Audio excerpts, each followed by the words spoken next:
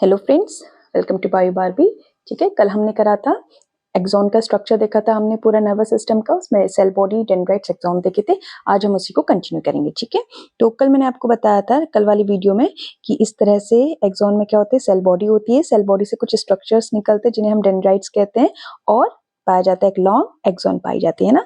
ये जो डेंड्राइट्स होते हैं इनका काम होता है मैसेज सिग्नल को कलेक्ट करना, सेल बॉडी की तरफ भेजना और सेल बॉडी से एक्सॉन की तरफ को भेजना। ठीक है, तो आज हम इसको थोड़ा डिटेल में करेंगे कि कुछ एक्सॉन्स जो होते हैं ना हमारे, वो कवर्ड रहते हैं एक फैटी लेयर से जिसे हम माइलिन शीट कहते हैं। ठीक है, अगर आपको डायग्राम में दिख रहा होगा तो ये देखो, ये इस तरह से हमारा एक्सॉन होता है और एक्सॉन में जो होता है इस तरह से कुछ फैटी लेयर पाया जाता है जिसे हम कहते हैं माइलिन शीट। ठीक है, तो ये क्या काम करते हैं, फैट है, फैट का काम क्या होता है, इंसुलेशन प्रोवाइड करना है ना। तो जो फैटी लेयर है ये ऐसा इंसुलेशन काम करते हैं। और एक और चीज होता है कि ये जो होते हैं ना माइलिन शीट, ये इम्पल्स को फास्ट ट्रांसफर करने में काफी हेल्प करते हैं। ठीक, और दो माइलिन शीट के बीच का जो गैप होता है उसे हम कहते हैं नोड ऑफ रैनवियर। अगर आपको डायग्राम में दिख रहा होगा तो देखिए, ये है एक माइलिन शीट, ये है दूसरी। अब इनके बीच में ये जो गैप है इसे हम कहते हैं नोड ऑफ रैनवियर। देखो, एक माइलिन शीट दूसरी, और इनके बीच के गैप को हम कहते हैं नोड ऑफ रैनवियर। ठीक है, और यहाँ से क्या होता है, which help the impulse to jump from node to node, speed up contraction. ठीक है, जैसे आप यहाँ पे देख लीजिए, मैं एक डायग्राम बना के दिखाती हूँ आपको। ये है हमारी एक्सॉन। ठीक, ये एक्सॉन है। अब यहाँ पे इस तरह से ये पाए जाते हैं माइलिन शीट्स। ठीक है, माइलिन शीट्स है, और दो माइलिन शीट के बीच का जो गैप है ये हो गया हमारा नोड ऑफ, एक मिनट, हाँ इधर करती हूँ, ये है हमारा नोड ऑफ रैनवियर, दो माइलिन शीट के बीच का गैप। ठीक है, अब इसमें क्या होता है, इम्पल्स कैसे जाता है, इम्पल्स आएगा यहाँ से, इस वाले से सीधे वो जंप करेगा नेक्स्ट नोड ऑफ रैनवियर, फिर यहाँ से सीधे जंप करेगा, तो जंप करते हुए जाता है, जिसकी वजह से क्या होता है, हमारा जो इम्पल्स है वो बहुत फास्ट कंडक्ट होता है। ठीक है, okay. Each branch of axon terminates as a bulb like structure, और अगर आपको लास्ट में दिख रहा होगा तो क्या है, एक्सॉन जो है लास्ट में से बल्ब लाइक स्ट्रक्चर है ना। तो एक्सॉन्स के जो एंड पार्ट होती है वो क्या होती है, वो हमारी ब्रांच होती है, और वो एक बल्ब लाइक स्ट्रक्चर में टर्मिनेट होती है, जिसे हम कहते हैं साइनेप्टिक नॉब। क्या कहते हैं उसे, साइनेप्टिक नॉब कहते हैं। ठीक है, जिसमें साइनेप्टिकल वेसिकल्स होती हैं और इनमें कुछ केमिकल्स पाए जाते हैं, उन केमिकल्स को हम कहते हैं न्यूरोट्रांसमीटर्स। ये जो न्यूरोट्रांसमीटर्स होते हैं ये एक एक्सॉन से, एक पूरे नर्वस सिस्टम न्यूरॉन से दूसरे न्यूरॉन में हमारा इम्पल्स ट्रांसफर करने के हेल्प करता है। ठीक है, चलिए अब देखिए, जो माइलिनेटेड नर्व फाइबर्स है ना, माइलिनेटेड नर्व फाइबर का काम है ना, जिसमें माइलिन शीट्स पाई गई हैं, और ये माइलिन शीट्स क्या करती है, ये हमारे इम्पल्स को बहुत फास्ट कंडक्ट कराती है ना। तो ये कहाँ पाई जाती है, ये पाई जाती है हमारी स्पाइनल एंड क्रेनियल नर्व्स में। रिफ्लेक्स आर्क होता है ना हमारा, उसमें बहुत जल्दी जल्दी एक्शन या रिस्पॉन्स देने की जरूरत पड़ती है, तो वहां पे हमारे पाए जाते हैं माइलिनेटेड नर्व फाइबर्स। कहाँ, स्पाइनल एंड क्रेनियल, मतलब जो हमारे ब्रेन से रिलेटेड नर्व्स होते हैं। ठीक है, और अनमाइलिनेटेड नर्व फाइबर जो होते हैं जिसमें माइलिन शीट नहीं पाई जाती, स्वान सेल्स होते हैं उसमें।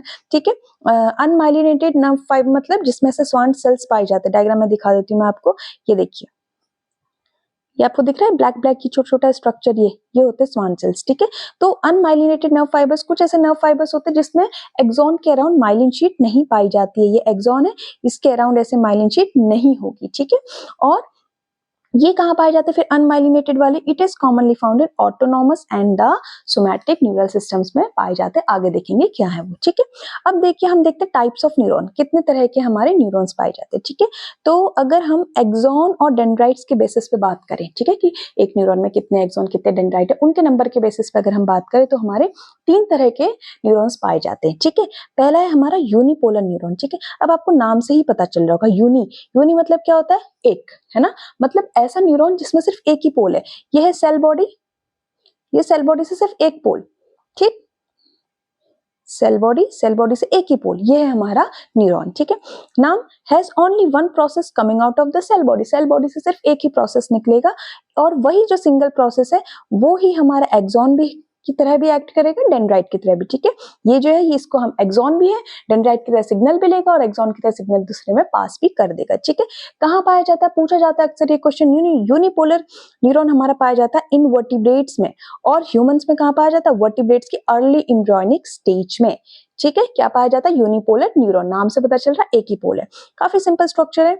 नेक्स्ट हम देखें, नेक्स्ट है हमारा बाइपोलर, हम नाम से ही पता चल रहा है, बाई मतलब दो, तो यानी कि ये है हमारी सेल बॉडी, और सेल बॉडी से दो पोल निकलेंगे, एक इधर और एक इधर, मतलब एक जो है एक्सॉन की तरह बिहेव करेगा, एक है डेंड्राइट की तरह। ठीक है, तो बाइपोलर में 2 प्रोसेस होती है, एक एक्सॉन और एक डेंड्राइट, और कहाँ निकलते हैं हमेशा एक दूसरे के सेल बॉडी के एक दूसरे के अपोजिट। जैसे एक इस एंड से निकला है तो एक अगला वाला इसके अपोजिट एंड से निकलेगा, ठीक, ओके। स्पेशलाइज सेंसिटिव न्यूरॉन्स होते हैं, कहाँ पाए जाते हैं, सेंस ऑर्गन्स में, हमारे ईयर, आईज, जो भी हमारे सेंस ऑर्गन्स है वहां पे कौन से न्यूरॉन पाए जाएंगे, बाइपोलर, ठीक, okay. Example, retina of I, olfactory epithelium, nose and inner ear, ठीक, ओके। तीसरा है हमारा मल्टीपोलर। अब नाम से ही पता चल रहा है मल्टीपोलर, बहुत सारे पोल होंगे, वही जो हमारा जनरली है ना, जो हम पढ़ते आ रहे हैं कि ये है डेंड्राइट्स, ये है सेल बॉडी, इससे बहुत सारे डेंड्राइट्स निकले और यहाँ से एक एक्सॉन लास्ट, ठीक। तो एक एक्सॉन होता है जिसमें बहुत सारे डेंड्राइट्स होते हैं जो सेल बॉडी से निकलते हुए आते हैं। डायग्राम थोड़ा अच्छा बना देती हूँ, है ना, बहुत गंदा सा डायग्राम लग रहा है, ऐसे करते हैं, बन क्यों नहीं रहा है मुझे न्यूरॉन का डायग्राम, इस तरह से समझ लो आप, ठीक। ये तो क्या है, मोस्ट कॉमन तरह का न्यूरॉन हमारे ह्यूमंस पे कौन पाया जाता है, मल्टीपोलर। कहाँ पाया जाता है, इंपॉर्टेंट है, ब्रेन एंड स्पाइनल कॉर्ड में हमारा मल्टीपोलर पाया जाता है। और काम क्या इसका, integrating information from different neurons and send out responses. Different neuron से क्या करेगा, ये इंफॉर्मेशन लेगा और भेजेगा, ठीक है। Example, motor neurons, interneurons in the brain and spinal cord, यहाँ हमारा मल्टीपोलर न्यूरॉन पाया जाता है, ठीक है। तो समझ में आया, अभी तक हमने क्या किया, हमने पूरा न्यूरॉन का स्ट्रक्चर देखा और उनके बेसिस पे हमने देखे 3 तरह के न्यूरॉन है, unipolar, bipolar, multipolar. I hope यहाँ तक सब आपको क्लियर होगा, ठीक है। चलिए अब बढ़ते हैं नेक्स्ट टॉपिक की तरफ। नेक्स्ट टॉपिक हमारा काफी इंपॉर्टेंट है और थोड़ा सा कॉम्प्लिकेटेड है, कभी कभी बच्चों को लगता है, generation and conduction of nerve impulse. लेकिन इस टॉपिक को आप ध्यान से सुनिए, मैं आपके लिए बहुत इजी वे में लाई हूँ इस टॉपिक को, आई होप आपको ये पसंद आएगा, ठीक है। तो नर्व इंपल्स को किस तरह से जनरेट करते हैं, किस तरह से वो कंडक्ट होता है, ये है। लेकिन इससे पहले हम जानते हैं कि नर्व इंपल्स होता क्या है, ठीक है। तो नर्व इंपल्स एक इलेक्ट्रिकल सिग्नल है जो पूरे न्यूरॉन में पास होता है। हमारा न्यूरॉन क्या करता है कि मैसेज को एक जगह से दूसरी जगह भेज रहा है, ठीक है। तो किस तरह से जा रहा है, मैंने आपको स्टार्टिंग में बताया था, 2 तरह से हमारी बॉडी में मैसेज ट्रांसफर होता है, एक इलेक्ट्रिकल इंपल्स और दूसरा क्या है हमारा, केमिकल इंपल्स, ठीक है। तो इलेक्ट्रिकल सिग्नल के फॉर्म में एक न्यूरॉन से दूसरे न्यूरॉन में किस तरह से हमारा इंपल्स मैसेज जाता है वो हम देखेंगे, ठीक है। किस वजह से होता है, it is generated due to a difference electrical charge across the neuron cell membrane. Neurons की जो सेल मेम्ब्रेन होती है उसके बाहर और उसके अंदर जो है थोड़ा सा इलेक्ट्रिकल चार्ज में डिफरेंस आता है और उसी की वजह से ये इलेक्ट्रिकल इंपल्स जनरेट होता है और ट्रांसफर होता है, ठीक है। सिंपल वर्ड्स में अगर हम कहें तो क्या है, जब न्यूरॉन कोई स्टिमुलस रिसीव करता है, स्टिमुलस आप सुन रहे हैं, देख रहे हैं, फील कर रहे हैं, वो सारा, ठीक है, टच, हीट, साउंड, कुछ भी हो सकता है। जब न्यूरॉन कोई स्टिमुलस ले रहा है तो क्या करता है, वो एक टाइनी इलेक्ट्रिकल करंट जनरेट करता है और वो पूरे न्यूरॉन में एज अ मैसेज ट्रांसफर करता है, ठीक, ओके। चलिए अब देखें फिर ये कैसे जनरेट होता है। पहले मैं आपको कोशिश करती हूँ कि एक डायग्रामेटिकली आपको समझा दो, फिर पूरा मैंने आपको रिटन फॉर्म में एक्सप्लेन करा है जैसे मैं पहले से करते आ रही हूँ, ठीक है। तो देखिए पहला हम देखते हैं जब हमारी मेम्ब्रेन है रेस्टिंग फॉर्म में, ठीक है। ये क्या है, ये मैंने बनाया है एक एक्सॉन। जो एक्सॉन हमने देखा था ना, ये डेंड्राइट्स थे, ये हमारा न्यूरॉन का स्ट्रक्चर है और ये इस तरह से है ना, इसको थोड़ा सही कर देती हूँ, ये हमारी एक्सॉन हो गई, ठीक है। तो ये जो हमारे डेंड्राइट्स हैं, ये क्या करते हैं, ये बाहर से सिग्नल आके सेल बॉडी से ये इधर देते हैं एक्सॉन को, है ना। तो ये वाले पार्ट को हमने ऐसे लिटा दिया है और उस फॉर्म में फिर मैं आपको समझाने की कोशिश कर रही हूँ कि किस तरह से इस एक्सॉन के अंदर हमारा मैसेज जनरेट होता है, ठीक, ओके। चलिए देखिए ध्यान से देखना, इसमें क्या है, अभी हमारा जो एक्सॉन है वो रेस्टिंग स्टेट में, ठीक। रेस्टिंग स्टेट मतलब अभी कोई सिग्नल विग्नल कुछ नहीं आया, उसको स्टिमुलस नहीं मिला, ठीक है। रेस्टिंग स्टेट में ये है जो एक्सॉन की अंदर की मेम्ब्रेन, ठीक है। अंदर की मेम्ब्रेन को हम कहते हैं एक्सोप्लाज्म, ठीक है। और एक्सॉन की जो बाहर की लेयर है उसे हम कहते हैं एक्सोलेमा, ठीक। अब देखो रेस्टिंग स्टेट में क्या होता है ना, इसमें कुछ चार्ज पाए जाते हैं। रेस्टिंग स्टेट में बाहर की तरफ को एक्सोलेमा में पाया जाता है हमारा सोडियम, सोडियम आयंस पाए जाते हैं बाहर की तरफ को, और अंदर क्या पाया जाता है, अंदर पाया जाता है हमारा कुछ पोटेशियम आयंस के साथ नेगेटिवली चार्ज प्रोटीन्स पाए जाते हैं, ठीक। अब आप खुद सोचिए, बाहर है हमारा पॉजिटिव आयन और अंदर है नेगेटिव आयन, तो चार्ज क्या होगा, बाहर हमारा चार्ज क्या होगा, पॉजिटिव चार्ज। तो जो हमारी मेम्ब्रेन है एक्सोलेमा है रेस्टिंग स्टेट में, उसके बाहर चार्ज होता है पॉजिटिव और अंदर नेगेटिवली चार्ज आयंस भी प्रेजेंट है ना, तो अंदर हमारा चार्ज क्या हो जाएगा, नेगेटिव, ठीक। दोनों साइड ऐसे ही रहेगा, अंदर नेगेटिव और बाहर पॉजिटिव, ठीक। आपको यहां तक समझ में आया। अब यहाँ का जो रेस्टिंग पोटेंशियल होता है, रेस्टिंग स्टेट में एक पोटेंशियल होता है, वो होता है -70 मिलीवोल्ट, ठीक है। ये चीज आप ध्यान देना, जो हमारे सेल के अंदर जो चार्ज होगा ना रेस्टिंग पोटेंशियल की आगे भी वही चार्ज आएगा। देखो सेल के अंदर यहाँ पे नेगेटिव चार्ज था तो हमारे रेस्टिंग पोटेंशियल भी यहाँ पे नेगेटिव में है, ठीक। तो ये हो गया इतना। अब क्या होता है यहाँ पे, इस रेस्टिंग स्टेट में ही हम कहते हैं कि हमारी मेम्ब्रेन जो है पोलराइज्ड है, ठीक है। अब यहाँ पे क्या होता है ना, जो हमारे एक्सॉन्स है इनमें ना कुछ लीकी चैनल्स पाए जाते हैं। नाम से पता चला लीकी चैनल मतलब कुछ लीकेज हो रहा होगा इसमें, है ना। तो लीकी चैनल्स पाए जाते हैं जो हमेशा ओपन रहते हैं। अब लीकी चैनल से तो क्या लीक करेगा, यहाँ पे है ही क्या लीक करने के लिए, यहाँ पे दो चीजें, एक है सोडियम एक है पोटेशियम। तो लीकी चैनल है तो सोडियम और पोटेशियम को लीक करेंगे। सोडियम जो बाहर है वो अंदर आने की कोशिश करेगा और पोटेशियम जो अंदर है वो बाहर जाने की कोशिश करेगा, ठीक है। तो लीकेज यहाँ पे चलता रहता है। तो इस लीकेज को प्रिवेंट करने के लिए क्या होता है, इस लीकेज को प्रिवेंट करने के लिए जो हमारा सेल मेम्ब्रेन है वो क्या करता है, एक पंप जनरेट करता है। उस पंप को हम कहते हैं सोडियम पोटेशियम पंप। क्या कहते हैं, सोडियम पोटेशियम पंप। इस पंप का काम क्या है, इस पंप का काम ये है कि ये जो हमारे आयंस अंदर बाहर जा रहे हैं ना उनको बैलेंस करने का, ठीक है। तो लीकी चैनल्स की वजह से, किसकी वजह से, लीकी चैनल्स की वजह से जो सोडियम अंदर आ रहा था और अंदर से बाहर जो पोटेशियम जा रहा था, इस चीज को प्रिवेंट करने के लिए सोडियम पोटेशियम पंप का यूज होता है। अब सोडियम पोटेशियम पंप क्या है, इसको एनर्जी चाहिए जनरेट करने के लिए, ठीक है। तो एनर्जी चाहिए तो क्या करेगा, ये एटीपी लेगा, ठीक है। एक एटीपी का यूज करके ये क्या करता है, 3 सोडियम को बाहर भेजेगा और 2 सोडियम को सेल के अंदर भेजेगा, सॉरी 2 पोटेशियम को, ठीक है। 3 सोडियम को सेल से बाहर और 2 पोटेशियम को सेल के अंदर भेजा। क्यों, ताकि ये जो है हमारा रेस्टिंग पोटेंशियल का जो लीकेज चल रहा था ना वो मेंटेन रहे, ठीक है। तो पहले हमने क्या देखा, रेस्टिंग स्टेट पे सोडियम आयन बाहर थे, नेगेटिव चार्ज अंदर था, बाहर पॉजिटिव अंदर नेगेटिव, लीकी चैनल हो रहा था, लीकी चैनल की वजह से थोड़ा सा डिस्टर्बेंस आ रही थी। उस डिस्टर्बेंस को मेंटेन करने के लिए हमने यहाँ पे क्या देखा, सोडियम पोटेशियम पंप लगाया, एटीपी का यूज करके उसने 3 सोडियम का इफ्लक्स हुआ बाहर और 2 पोटेशियम का इनफ्लक्स हुआ अंदर, ठीक है। ओके, अब यहां तक हो गया। अब देखिए अभी तक ये कहता है रेस्टिंग स्टेट थी। अब सेकंड में क्या होगा, अब हमें यहाँ पे मिलेगा थ्रेशोल्ड स्टिमुलस। अब हमारे न्यूरॉन्स को मिला है कुछ स्टिमुलस, ठीक है। ये जो इतना वाला पार्ट है ना, ये वही वाला पार्ट है जो अभी हमने स्टडी किया था, ठीक है। ये सोडियम बाहर पोटेशियम अंदर और बाहर का चार्ज हमारा पॉजिटिव अंदर का नेगेटिव, रेस्टिंग पोटेंशियल जिसे पोलराइज्ड मेम्ब्रेन कहते हैं। अब ये जो ऑरेंज कलर से जो मैंने मेम्ब्रेन ड्रॉ करी ना, अब हम यहाँ पे स्टिमुलस वाला करेंगे, ठीक है। अब क्या मिल गया उसको, थ्रेशोल्ड स्टिमुलस मिल गया। हमारा जो एक्सोलेमा था उसको मिल गया है थ्रेशोल्ड स्टिमुलस। थ्रेशोल्ड स्टिमुलस एक ऐसी वैल्यू होती है ना कि जब ये मिलेगा तभी हमारा जो न्यूरॉन है वो एक्टिव होगा। इससे कम वैल्यू में मिलेगा तब भी एक्टिव नहीं होगा, इससे ज्यादा में भी एक्टिव नहीं होगा। तो थ्रेशोल्ड एक लिमिट है जिसके अंदर हमें हमारा न्यूरॉन काम करेगा, ठीक है। तो ये जो थ्रेशोल्ड स्टिमुलस है ना, इसकी जो यूनिट है ये है -55 से लेके ये होना चाहिए -60 मिली वोल्ट के अंदर, तभी हमारा जो इंपल्स है वो जनरेट होगा, ठीक। चलिए, अब थ्रेशोल्ड स्टिमुलस मिल गया। अब क्या होगा, जब ये थ्रेशोल्ड स्टिमुलस मिला, इसकी वजह से जो सोडियम है ना वो अंदर को आने की कोशिश करेगा। जब उसे स्टिमुलस मिला तो स्टिमुलस मिलने के बाद यहाँ पे होगा इनफ्लक्स ऑफ सोडियम। सोडियम बाहर था ना, स्टिमुलस मिलने के बाद यहाँ पे होगा इनफ्लक्स ऑफ सोडियम। अब इनफ्लक्स ऑफ सोडियम, बाहर पॉजिटिव था, वो चार्ज अंदर आ रहा है, पॉजिटिव सोडियम अंदर आ गया, तो अंदर का चार्ज क्या हो जाएगा, अंदर का चार्ज हो जाएगा अब पॉजिटिव, ठीक है।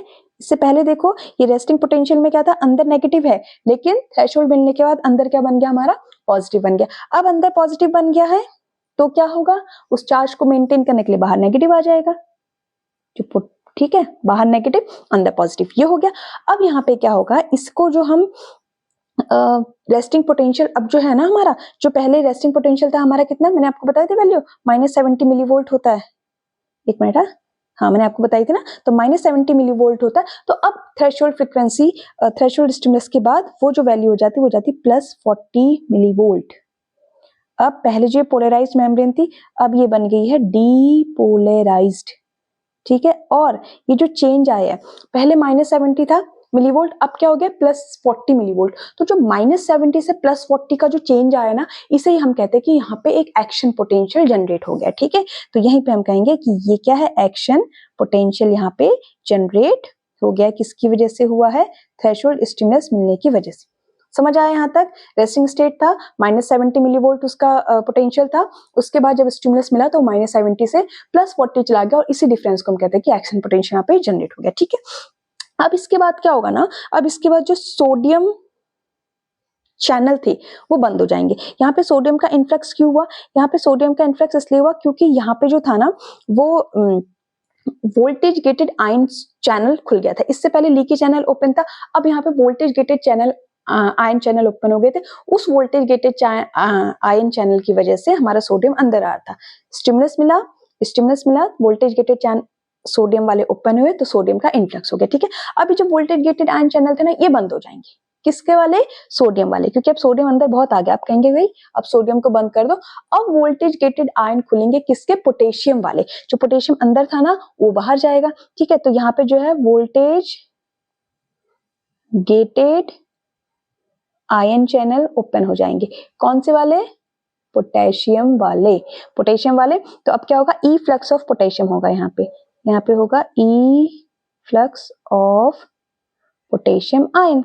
तो यहां से पोटेशियम आयन बाहर चले जाएंगे। ठीक है, अब पॉजिटिव चार्ज बाहर चला गया, पॉजिटिव चार्ज अब बाहर और अंदर क्या बचा? Negative charge. ठीक, पहले क्या था? पहले जब रेस्टिंग स्टेट थी तब भी पॉजिटिव चार्ज बाहर था, फिर बीच में स्टिमुलस मिलने के बाद क्या हुआ? स्टिमुलस मिलने के बाद जब सोडियम वाला वोल्टेज गेटेड आयन खुला तो सोडियम अंदर आ गया। सोडियम के लिए गेट ओपन हो गया, सोडियम ने कहा चलो भाई अंदर। ठीक है, अब जब सोडियम अंदर आ गया, अंदर बहुत सारा अमाउंट हो गया, तो सोडियम का दरवाजा बंद कर दिया और हमने खोला पोटेशियम का कि पोटेशियम भाई तुम बाहर चले जाओ। क्यों कर रहे हैं सब? कि चार्ज मेंटेन रहे, जो रेस्टिंग पोटेंशियल का चार्ज है वही मेंटेन रहे। ठीक है, अब देखो चार्ज मेंटेन हो गया, रेस्टिंग पोटेंशियल में बाहर पॉजिटिव था, तो अब क्या होगा? फिर से ये वोल्टेज गेटेड आयन की वजह से फिर से पॉजिटिव हो गया और अंदर नेगेटिव हो गया। तो इस स्टेट को हम कहते हैं रीपोलराइज्ड स्टेट। रीपोलराइज, दोबारा से पोलराइज हो गई है। रेस्टिंग स्टेट में पोलराइज थी लेकिन बीच में डीपोलराइज हुई, चार्ज उल्टे हुए, फिर से डीपोलराइज हो गई। ठीक, अब चार्ज तो मेंटेन हो गया। यहाँ पे देखो बाहर पॉजिटिव अंदर नेगेटिव, लेकिन अब एक चीज हो गई। क्या चीज हुई यहाँ पे? कि यहाँ पे आयंस की गड़बड़ी हो गई। आयंस की गड़बड़ी हो गई ना। देखो रेस्टिंग पोटेंशियल पहले वाले में देखो आप कि पहले वाले में सोडियम आयन बाहर था, दूसरे वाले में देखो ई फ्लक्स ऑफ सोडियम पोटेशियम हो रहा है, यानी कि के पॉजिटिव बाहर है। तो आयंस तो बैलेंस है, बाहर पॉजिटिव है अंदर नेगेटिव है, लेकिन बाहर चला कौन गया? Potassium ion. चार्ज बैलेंस है पर बाहर चला कौन गया? Potassium ion. जबकि कौन जाना चाहिए था? कौन होना चाहिए था? सोडियम होना चाहिए था। अब इस चीज को मेंटेन करने के लिए क्या होगा? इस चीज को मेंटेन करने के लिए अगेन से क्या चलेगा? इस चीज को मेंटेन करने के लिए ये है हमारी एक्सोलेमा, बाहर है हमारा कौन है? बाहर पोटेशियम है, अंदर कौन है? अंदर है हमारा सोडियम। ठीक है, लेकिन हमें क्या चाहिए? बाहर सोडियम चाहिए और अंदर पोटेशियम चाहिए। ठीक है, तो इस चीज को बैलेंस करने के लिए अगेन से यहाँ पे किसका यूज होगा? इसका यूज होगा सोडियम पोटेशियम पंप का। ठीक है, और सोडियम पोटेशियम पंप का एक एक्टिव प्रोसेस है। ठीक है, इसको चाहिए एटीपी। ये एटीपी का यूज करके क्या करेगा? 3 सोडियम को ये बाहर भेजेगा और 2 पोटेशियम को ये अंदर भेजेगा। ठीक है, यही हमारा, इसी तरह से हमारा जो पूरा प्रोसेस है ना, इसी तरह से हमारा इंपल्स जनरेट होता है, इंपल्स ट्रांसफर होता है। ठीक, क्या था? बहुत इजी है। क्या था? सबसे पहला था हमारा रेस्टिंग पोटेंशियल, रेस्टिंग मेम्ब्रेन होगा। रेस्टिंग पोटेंशियल में क्या था? कितना होता है रेस्टिंग पोटेंशियल हमारा? -70 मिलीवोल्ट। ठीक है, रेस्टिंग पोटेंशियल में क्या था? रेस्टिंग पोटेंशियल में हमारा पॉजिटिव चार्ज बाहर, सोडियम बाहर, पोटेशियम अंदर। ठीक है, उसके बाद क्या होता है? उसके बाद हमारी जो मेम्ब्रेन होती है वो एक्शन पोटेंशियल आ जाता है उसमें। ठीक है, डीपोलराइज्ड हो जाती है। डीपोलराइज्ड मतलब कितना होता है एक्शन पोटेंशियल? -40 मिलीवोल्ट।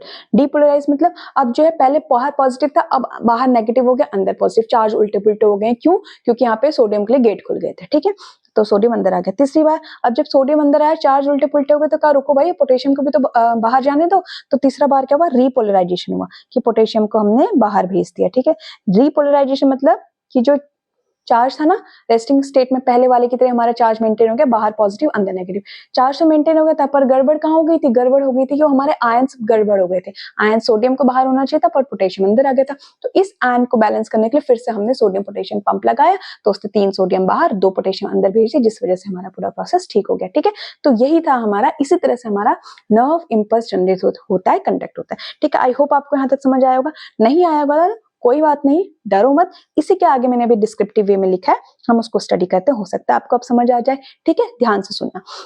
स्ट्रक्चर क्या क्या इन्वॉल्व है देखो, तो किस तरह से हमारा इंपल्स जनरेट होता है ये ध्यान देने के लिए हमें देखना है कि एक्सॉन मेम्ब्रेन जो होती है सेमी परमिएबल होती है। सेमी परमिएबल मतलब सिलेक्टिवली परमिएबल होती है, ये सर्टेन आयंस को पास होने देती है। और इससे मुझे एक पॉइंट और याद आया कि जब रेस्टिंग स्टेट होता है ना, उसमें जो होती है हमारी मेम्ब्रेन पोटेशियम आयंस के लिए ज्यादा परमिएबल होती है। क्वेश्चन पूछा जाता है कि रेस्टिंग स्टेट में हमारी जो एक्सॉन की जो मेम्ब्रेन होती है वो किसके लिए किसके टूवर्ड्स परमिएबिलिटी शो करती है, वो पोटेशियम आयन की टूवर्ड्स परमिएबिलिटी शो करती है। ठीक, तो क्या हमारा जो एक्सॉन मेम्ब्रेन है सेमी परमिएबल, कुछ ही आयंस को ये अलाउ करता है। ठीक है, अब देखो न्यूरॉन के अंदर क्या चार्ज है, मोर नेगेटिव।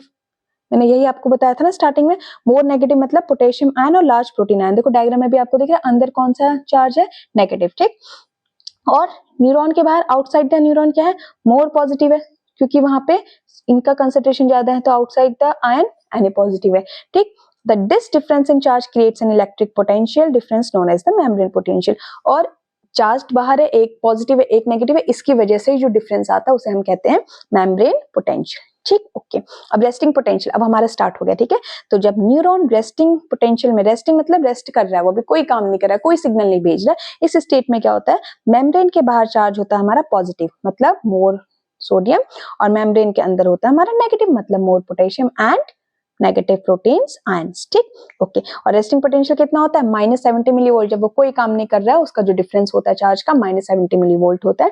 ठीक है, और इसको हम कहते हैं रेस्टिंग पोटेंशियल के टाइम पे हम ये कहते हैं कि मेम्ब्रेन हमारी पोलराइज्ड स्टेट में है। ठीक, ओके।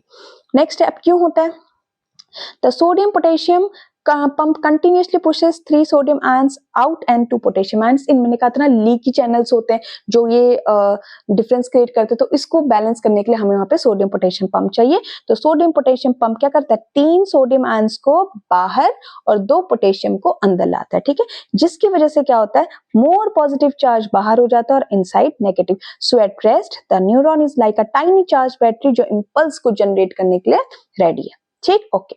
अब एक्शन पोटेंशियल डीपोलराइज्ड, पहला रेस्टिंग स्टेट में पोलराइज था, अब एक्शन पोटेंशियल जनरेट होगा स्टिमुलस मिलने के बाद, वो डीपोलराइज्ड हो जाएगा। ठीक है, तो व्हेन अ स्टिमुलस, कोई भी स्टिमुलस हो सकता है, ठीक है, जब वो न्यूरॉन को एक्साइट करता है थ्रेशोल्ड लिमिट के तक, ठीक है, थ्रेशोल्ड लिमिट से पहले नहीं होगा, तो क्या होता है, तब sodium channel open and sodium ion rush inside the neuron. मैंने कहा था ना सोडियम गेटेड आयन चैनल्स खुल जाते हैं, सोडियम के लिए गेट खुल जाता है, तो सोडियम क्या करता है, देखो बाहर से सोडियम तब अंदर आ जाता है। ठीक है, बाहर से अंदर आया तो क्या होगा, the inside of the neuron becomes less negative and quickly turns positive. बाहर से सोडियम अंदर आ रहा है तो पॉजिटिव बन जाता है। ठीक है, अब इस स्टेज पे जो मेम्ब्रेन पोटेंशियल है वो हो जाता है +40 मिलीवोल्ट, पहले माइनस था अब क्या हो गया +40। ठीक है, और यही जो सडन चेंज होता है ना -70 से +40, इसी को हम कहते हैं एक्शन पोटेंशियल या नर्व इंपल्स। ठीक, जनरेट हो गया। अब रीपोलराइजेशन, पोलराइज्ड हो गए, अब फिर से रीपोलराइजेशन करना है। ठीक है, तो डीपोलराइजेशन के बाद न्यूरॉन को वापस अपनी रेस्टिंग स्टेट में जाना जरूरी है, तो वो क्या करता है, सोडियम चैनल को बंद कर देता है। सोडियम अंदर आए थे ना, उसको बंद कर दिया और पोटेशियम के लिए चैनल खुल गए। अब पोटेशियम के लिए चैनल खुल गए तो पोटेशियम बाहर चले जाएगा। ठीक है, अब इनसाइड जो न्यूरॉन का है वो फिर से नेगेटिव चला गया, क्योंकि बाहर तो पॉजिटिव चला गया, तो अंदर फिर से नेगेटिव बन जाएगा।